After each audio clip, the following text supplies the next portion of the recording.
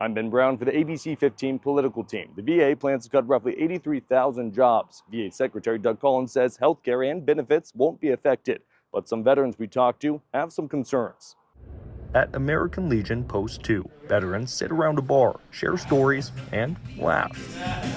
But today, it's a different conversation, one that affects the roughly 9 million veterans enrolled in the Veterans Health Administration. I was told to see my provider within 5 days. I called up my provider the next day. She said, "We have an appointment in November." This was September when I called her. Veterans want answers. They say with each administration, they're promised they'll be taken care of. Year after year, they keep saying, we're going to do this, we're going to do that. And it doesn't happen. We don't see it. I don't see it. Long wait times and a lack of medical providers have been common concerns for veterans, but now they say they're worried about the agency's plan to cut roughly 83,000 jobs, or about 15% of its workforce. How are we taking away and slimming a workforce and then putting our resources back to our front line?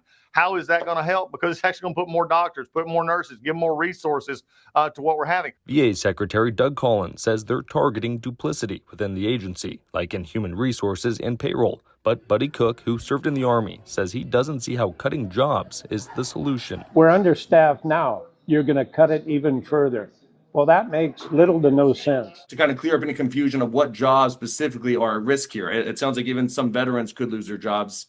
Yeah, I mean, look, we have laid this out and we have briefed the Hill. If we try to get into certain areas, that's just demoralizing and others for people who may or may not be a part of what's going on. We just need to focus on one thing, and that is making this department the best it can be to take care of the veterans, because that's our only job. Will there be any cuts to Phoenix VA Hospital? I will just say this: we're looking at it across the whole VA system, and that anything that is changed will not affect patient quality and patient care. Secretary Collins added that the Phoenix VA Hospital has not been asked to get rid of 15% of their employees, as some reports indicated. Do you think your voice is actually being heard?